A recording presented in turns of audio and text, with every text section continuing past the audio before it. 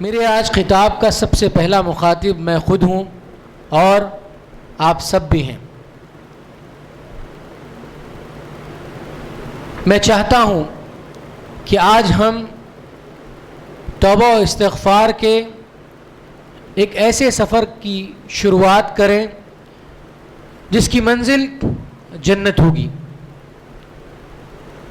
چاہے انسان کے گناہ کتنے ہی کیوں نہ ہو جائیں، وہ پہاڑوں کے مانند ہو جائیں بلند، یا سمندر کی گہرائی کے برابر چلے جائیں، یا ہواؤں کی تیزی سے تیز ہو جائیں، یا سمندر کے قطرات سے یا بارش کے قطرات سے بھی زیادہ ہو جائیں، تم ایک ایسے رب سے استغفار طلب کر رہے ہو جو رب تمام جہانوں کا پالنے والا ہے، وہ رب جو لوگوں کو معاف کرنے والا ہے، جو لوگوں پر رحم کرنے والا ہے، کرم کرنے والا ہے۔ وہ رب اپنے بارے میں کیا کہتا ہے کہ تم مجھ سے مغفرت طلب کرو، میں تمہیں معاف کرنے والا ہوں، تم مجھ سے مانگو، میں تمہیں عطا کرنے والا ہوں۔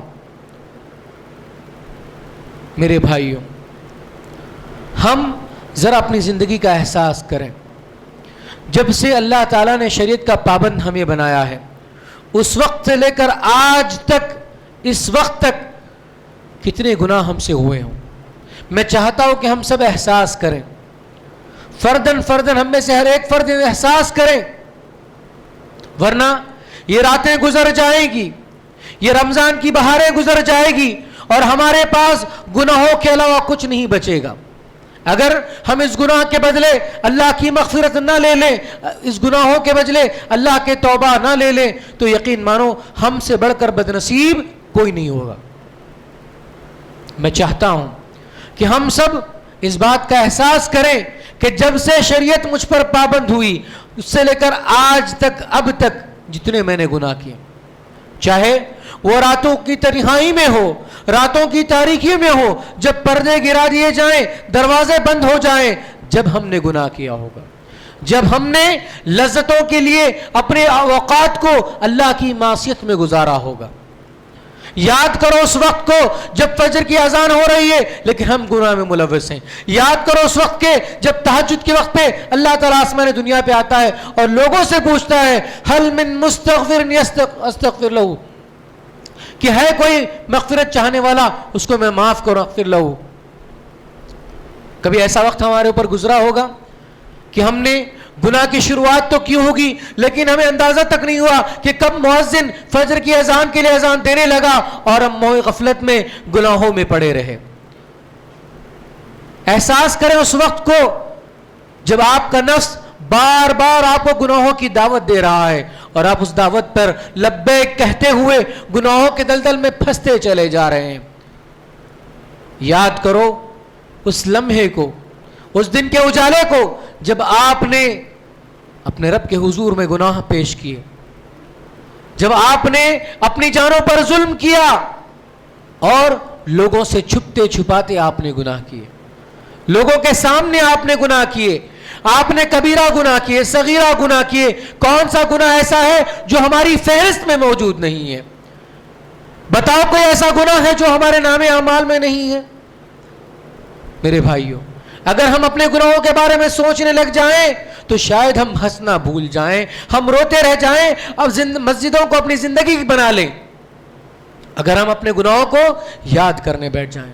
اور یاد رکھو، گناہوں کو یاد کرنے کا مطلب یہ نہیں کہ گناہ کی لذت کو یاد کریں، معصیت کی لذت کو یاد کریں، ورنہ عین ممکن ہے کہ انسان پھر گناہ کے دروازے اپنے لیے کھول دے۔ گناہ کو جب بھی یاد کرو تو ندامت کے آنسو کے ساتھ یاد کرو، گناہ کو جب بھی یاد کرو افسوس اور ندامت کے ساتھ یاد کرو، اور اس عزم کے ساتھ یاد کرو جب اس گناہ پہ آپ نے توبہ کی تھی تو اللہ سے کیا وعدہ کیا تھا۔ اگر آپ یہ ساعتوں میں توبہ و استغفار کے نذرانے پیش نہیں کریں گے تو کون سا وقت آئے گا جب ہم اللہ کے دربار میں توبہ کریں گے؟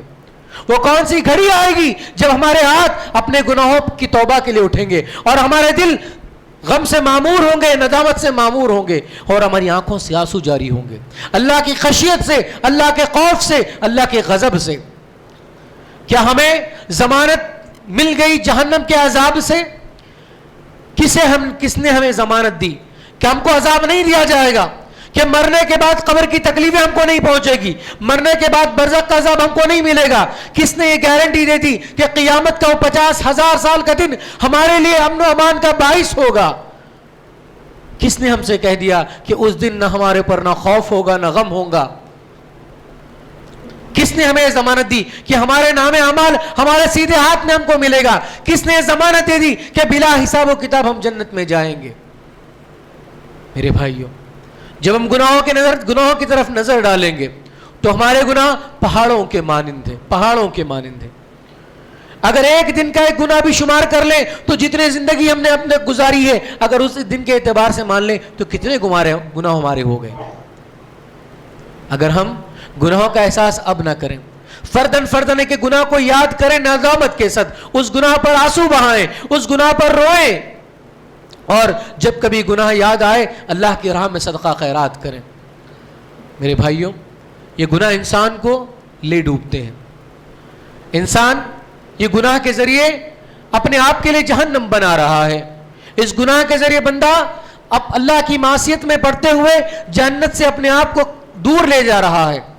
کیا آپ چاہتے ہیں وہ جنت جو متقیوں کے لیے پیدا کی گئی ہے؟ وَسَارِعُوا إِلَىٰ مَغْفِرَةٍ مِّن رَبِّكُمْ وَجَنَّةٍ عَرْضُهَا السَّمَاوَاتُ وَالْأَرْضُ أُعِدَّتْ لِلْمُتَّقِينَ. اس جنت سے آپ دور ہونا چاہتے ہیں؟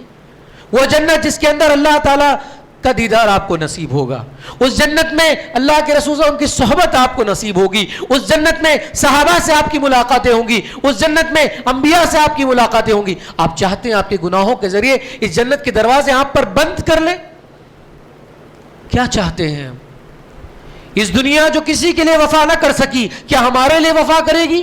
یہ چند لمحوں کی لذتوں کے لیے اپنی اخروی زندگی, اپنی ابدی زندگی کو ہم قربان کرنے چلے ہیں. کس بھروسے پر ہم توبہ کر رہے ہیں؟ کس بھروسے پر ہم گناہ کرتے چلے جا رہے ہیں؟ کیا ہمیں اس بات کا پروانہ مل چکا ہے کہ ہم جہنم کے عذاب سے بچ جائیں گے, کہ جہنم کی کسی قسم کی تکلیف ہم کو نہیں ملے گی, کہ جہنم میں کبھی داخلہ ہمارا نہیں ہوگا؟ اگر یہ بات اللہ تعالیٰ کی جانب سے ایسے لوگوں کو کہہ دی گئی تھی جن کے بارے میں اللہ کے رسول نے کیا فرمایا؟ ابو بکر فی الجنہ, عمر فی الجنہ, عثمان فی الجنہ, علی فی الجنہ, طلحہ فی الجنہ, زبیر فی الجنہ, سعد فی الجنہ, سعید فی الجنہ, ابو عبیدہ بن جراح فی الجنہ, عبد الرحمن بن عوف فی الجنہ. یہ 10 صحابہ ایسے بے شمار صحابہ ہیں جنہیں اللہ تعالیٰ نے اللہ کے نبی صلی اللہ علیہ وسلم کے ذریعے جنت کی بشارت سنا دی تھی. لیکن کیا کبھی وہ جہنم سے بے خوف ہو کر ان کی سونے راتوں نیند میں گزری؟ کیا وہ کبھی جنت کے شوق کے خاطر انہیں راتیں نہیں گزاری؟ کیا ان لوگوں نے اپنے گناہوں کے عوض اللہ کے دربار میں توبہ کے نذرانے پیش نہیں کیے؟ بتاؤ میرے بھائی, ہمارے نبی کا کیا گناہ تھا؟ کون سی ایسی آپ سے خطا ہوئی تھی کہ ایک ایک مجلس میں آپ 100 مرتبہ استغفار کر رہے ہیں؟ اگر ہم یہ توبہ استغفار کو لازم نہ پکڑے, یقین مانو کوئی بعید نہیں کہ یہ آسمان آپ پر پھٹ پڑے, یہ زمین آپ کے لیے ایک شق ہو جائے اور اس میں ہم دھس جائیں اور ہمارا وجود بھی اللہ مٹا دے. اگر اس گناہوں کو ہم نے ہلکے میں لیا, یقین مانیے ایک کلمہ بھی جو ہماری زبانوں سے نکلتا ہے اللہ کو ناپسند ہوتا ہے, تو کلمہ بھی ہمارے لیے جہنم میں جانے کے لیے کافی ہو جائے. لیکن بے ساختہ ہماری زبانوں سے ایسے الفاظ نکلتے جا رہے ہیں, پتہ نہیں کہ کون سے زمانے میں ہم نے اپنے نام جہنم کر دی, ہم کو نہیں معلوم ہے. کون سا ایسا عمل تھا جو ہمارے لیے بہت معمولی عمل ہے لیکن اللہ کے دربار میں اتنی بڑی نافرمانی کہ اللہ نے ہم پر جہنم لکھ دی. الیاذ باللہ, اللہ ہمیں بچائے. میرے بھائیوں, ہم میں سے کون ایسا جو اپنے آپ کو فرشتہ کہتا ہے؟ کون ایسا ہے جو اپنے آپ کو فرشتہ کہتا ہے؟ کون ایسا ہے جس کے کھاتے میں گناہ نہ ہو؟ ہر قسم کا گناہ ہم کو ملے گا. ہم جو جاہلیت کا نعرہ لگاتے ہیں, یہ کہتے ہیں کہ جاہلیت کے دور میں ان کے پاس بہت سارے گناہ تھے. میرے بھائی, کیا وہ گناہ ہمارے پاس نہیں ہے؟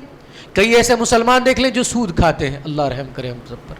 کئی ایسے مسلمان ہیں جو فحش کاری میں مبتلا ہیں, اللہ ہمیں معاف کرے. کئی ایسے مسلمان ہیں جو نمازوں کو چھوڑ کر بربادی کی طرف چلے جا رہے ہیں. میرے بھائیوں, گناہ تو انسان کی فطرت میں لکھا ہوا ہے, کلو بنی آدم خطاؤن وخیر الخطائین التوابون. لیکن سب سے بہترین گنہگار کون ہے؟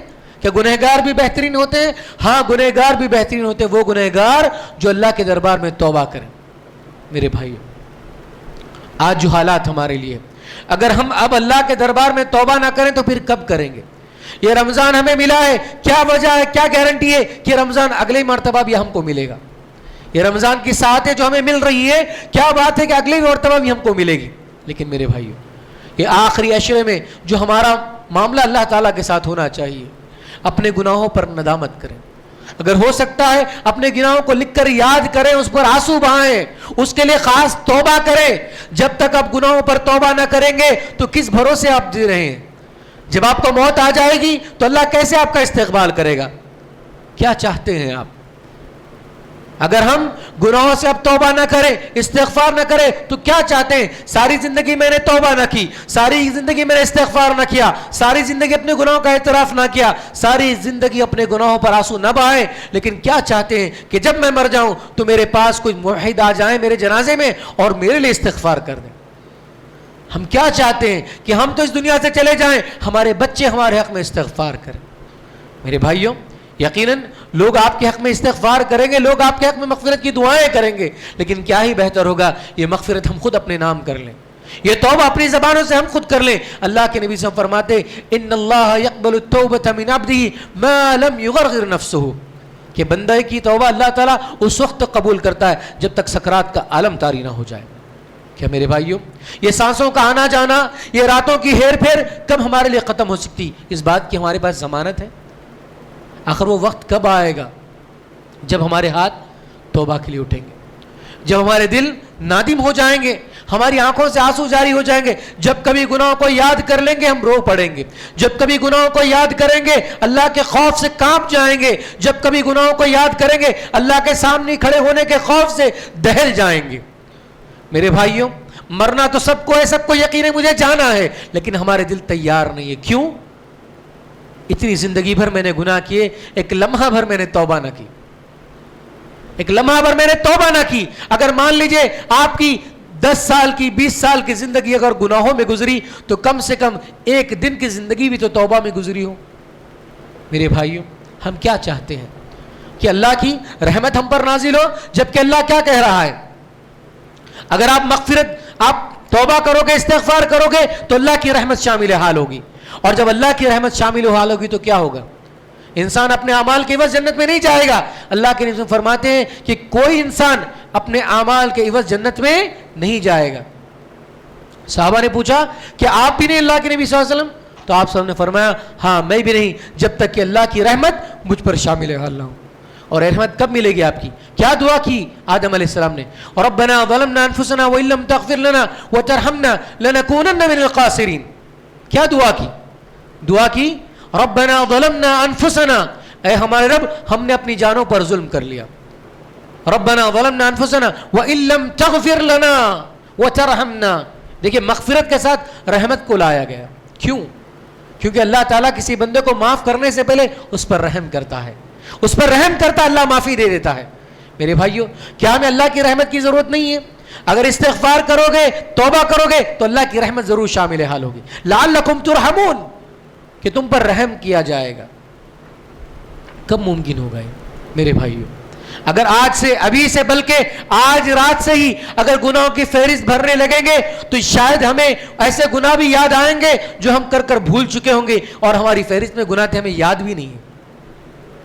کتنی خطا ہم نے کی، کتنے راتیں ہم نے گناہوں میں گزارے، کتنے دن ہم نے گناہوں میں گزارے، کتنی ساعتیں ہم نے گناہوں میں گزاری۔ اور میرے بھائیوں، یہ گناہ، ایک گناہ جب انسان کرتا ہے یہ گناہ دوسرے گناہ کو لے کر آتا ہے، پھر یہ گناہ چلتے چلتے یہ جو ذرات آپ کے سامنے گناہوں کی شکل میں وہ پہاڑ بن جائیں گے، اور یہ پہاڑ کا بوجھ قیامت کے دن ہم نہیں سہ پائیں گے۔ اور دوسری جانب جہاں ہم گناہ کر رہے ہیں اگر نیکیاں بھی کریں تو شاید ہمارے لیے بہتر ہو جائے، لیکن معاملہ کیا ہوتا ہے، ہم نیکی پر نیکی کیے جا رہے ہیں، لیکن جب کبھی بھی تنہائی میں ہم کو موقع ملتا ہے ہم گناہ کرنے لگتے ہیں، اور یہ ساری نیکیاں ہماری ضائع ہو جاتی ہے، اور قیامت میں ہمارے حق میں صرف گناہ باقی رہ جائیں گے۔ کیا فرمایا اللہ کے نبی صلی اللہ علیہ وسلم نے؟ قیامت کے روز ایسے لوگ بھی آئیں گے جن کے پاس تہامہ پہاڑ جیسے نیکیاں ہوں گے، لیکن وہ جب آئیں گے تو ان کی ساری نیکیاں برباد ہو جائیں گی۔ العیاذ باللہ، اللہ ہمیں بچائے۔ کون لوگ ہوں گے وہ؟ ان کو جب کبھی تنہائی میسر آتی گناہ کرنے لگ جاتے۔ آپ دیکھیں کتنی ایسی ساعتیں ہم پر گزری ہوگی، کتنی ایسے لمحات ہم پر گزرے ہوں گے کہ ہمارے ہاتھ گناہوں کی طرف راغب ہو گئے، ہمارے پیر گناہوں کی طرف راغب ہو گئے، ہماری آنکھیں گناہوں کی طرف راغب ہو گئی، ہماری زبان گناہوں کی طرف راغب ہو گئی، ہمارا جسم گناہوں کی طرف راغب ہو گیا، ہماری شرمگاہ گناہوں کی طرف راغب ہو گئی. آخر کیا بچا ہمارے لیے کہ اگر ہم اب توبہ نہ کریں تو پھر کب توبہ کریں گے؟ کب توبہ کریں گے؟ میرے بھائیوں ذرا سوچ کے دیکھیں، اگر ایک گناہ کے لیے بھی اللہ جہنم دے دے تو پھر ہماری اتنے گناہوں کا کیا ہوگا؟ کون سی جہنم ملے گی؟ کیا ہمیں جہنم کی آخری درجہ ملے گا؟ آخر ہم گناہوں کا حساب کتاب اب نہ لیں تو کب لیں پھر؟ میرے بھائیوں مومن اور منافق کی مثال گناہوں کے تعلق سے کیا ہے پتہ ہے آپ کو؟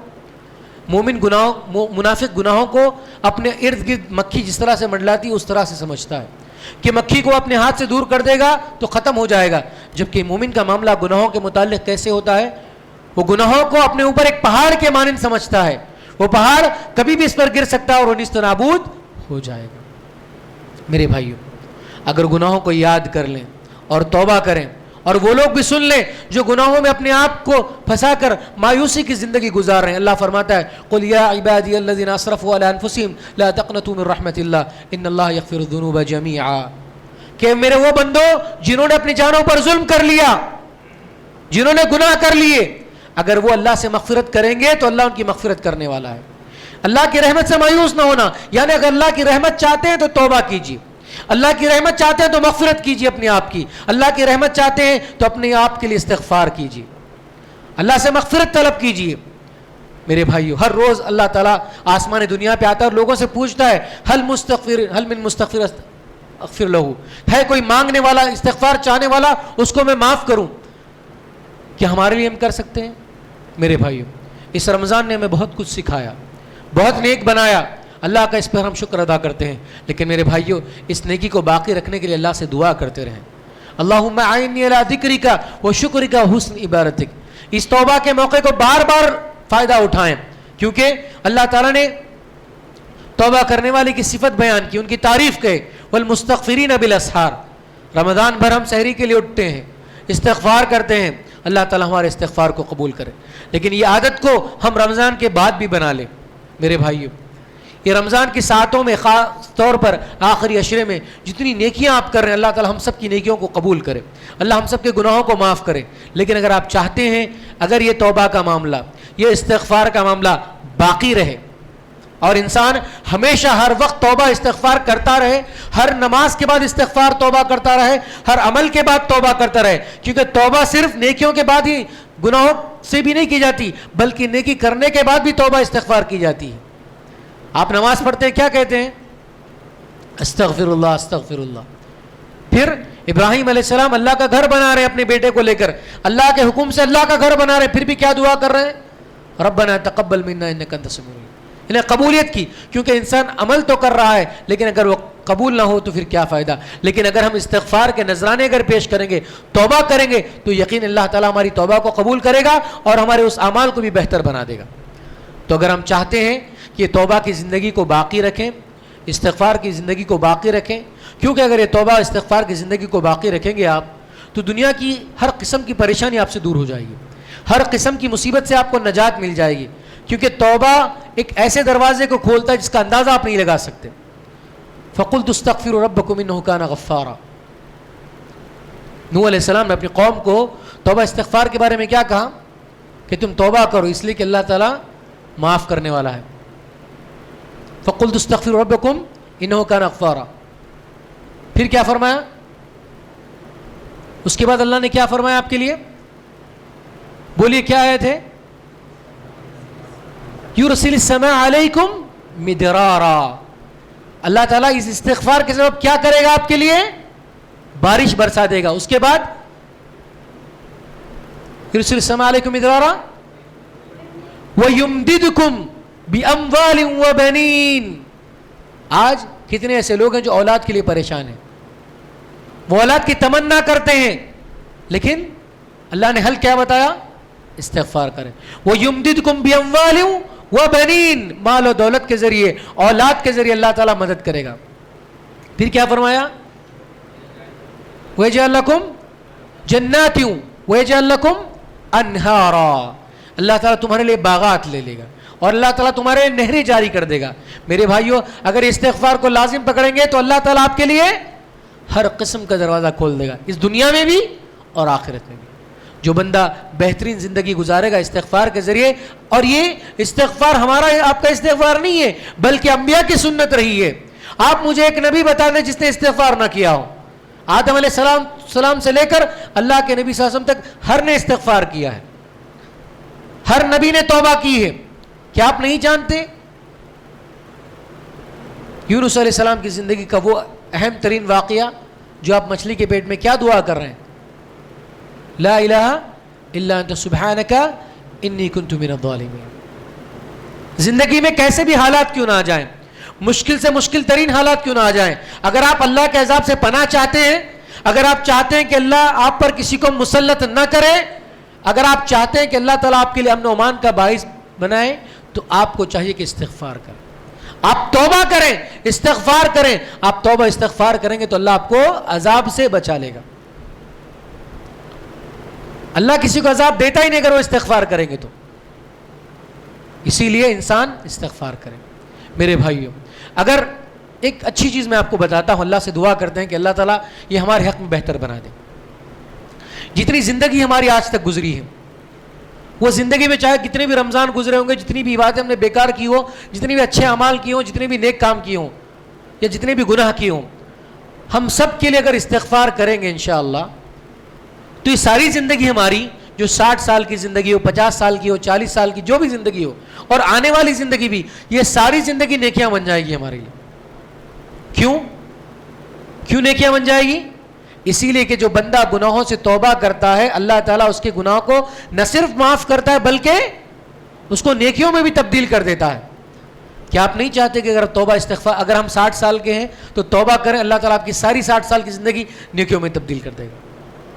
اگر آپ توبہ کریں, جتنے رمضان آپ نے ہوش سنبھالنے کے بعد گزارے سارے آپ کے لیے مغفرت کا سبب بن جائے گا. جتنے لیلۃ القدر میں آپ نے بیکاری میں زندگی گزاری ہوگی, آپ توبہ کریں, استغفار کریں, پوری راتیں آپ کے لیے نیکی کا باعث بنے گی. اس سے اچھا موقع کیا ہے؟ انسان وقت کے چلے جانے پر افسوس کرتا ہے کہ وقت چلا گیا, لیکن استغفار سے اللہ نے وہ نعمت آپ کے لیے باقی رکھی جو ماضی ہے اس کو بھی روشن بنا سکتے ہیں آپ, جو مستقبل ہے اس کو بھی آپ روشن بنا سکتے ہیں, جو ماضی کے گناہ تھے اس کو بھی نیکیوں میں تبدیل کر سکتے ہیں, اور جو مستقبل میں نیکیاں ہوں گی اس کو گناہ ہوں گے اس کو بھی نیکیوں میں تبدیل کر سکتے ہیں. میرے بھائیوں اس چیز کو ہم لازم پڑھیں, اس توبہ اور استغفار کو اپنے زندگیوں میں لائیں گے تو اللہ تعالیٰ ہماری زندگیوں کے ہر مسئلے کو آسان کر دے گا. اللہ سے معافی مانگیں گے تو اللہ آپ کو ہر چیز عطا کرے گا. اللہ سے معافی مانگیں گے, اللہ سے توبہ کریں گے, استغفار کریں گے, اپنے گناہوں پر ندامت اختیار کریں گے. اور جب بات توبہ کی آتی تو 3 باتوں کو ہمیشہ یاد رکھیں. پہلی بات کیا ہے؟ جب توبہ کا ارادہ رکھیں تو گناہ کو چھوڑ دیں. گناہ کرتے ہوئے توبہ کریں گے تو کبھی توبہ قبول نہیں ہوگی. اس گناہوں سے پہلی پوری طرح سے برات کا اظہار کریں, گناہوں کو چھوڑ دیں, پھر اس گناہ پر ندامت اختیار کریں, اس گناہ پر ندامت اختیار کریں, اس گناہ پر اعتراف کریں, پھر آخر میں عزم کریں کہ آج کے بعد یہ گناہ میں واپس نہیں کروں گا. اسی لیے میرے بھائیوں ایک بات کو ہمیشہ یاد رکھیں, اگر ہم چاہتے ہیں کہ رمضان میں جس طرح سے ہمارا ایمان ہے, رمضان میں جس طرح سے ہماری عبادتیں ہیں, رمضان سے جس طرح سے ہمارا ذکر و اذکار کا معاملہ ہے, توبہ و استغفار کا معاملہ ہے, یہ ساری چیزیں قیام اللیل کی, تہجد کی, یہ آخری 10 راتوں میں جو آپ اہتمام کر رہے ہیں اچھے سے اہتمام کریں, ہر دن کا اہتمام کریں. صرف طاق راتوں میں ہی قیام اللیل نہ پڑھیں بلکہ ہر دن پڑھیں, کیونکہ عشر الاخر کی بہت بڑی فضیلت ہے. اس میں آپ طاق راتوں میں آپ شب قدر کو تلاش کریں. اگر آپ یہی کیفیت ایمان کی باقی رکھنا چاہتے ہیں تو ایک ہمیشہ اس بات کا خیال رکھیں, یہ ایھا الذین آمنوا اتقوا اللہ وکونوا مع الصادقین, کہ آپ اپنی رمضان کے بعد صحبتیں بہتر بنا لیں. جو رمضان میں آپ کو صحبت ملی ہے, جو رمضان میں آپ کو مسجد کی صحبت ملی, قرآن کی صحبت ملی, ذکر و اذکار کی صحبت ملی, توبہ استغفار کی صحبت ملی, نمازوں کی صحبت ملی, نیک لوگوں کی صحبت ملی, علماء کی صحبت ملی, اسی صحبت کو رمضان کے بعد بھی باقی رکھیں. اگر آپ چاہتے ہیں کہ رمضان آپ کی زندگی میں کامیابی کا ذریعہ بنے تو آپ کو یہ رمضان کے بعد کی زندگی بھی اچھی صحبت میں گزارنی ہوگی.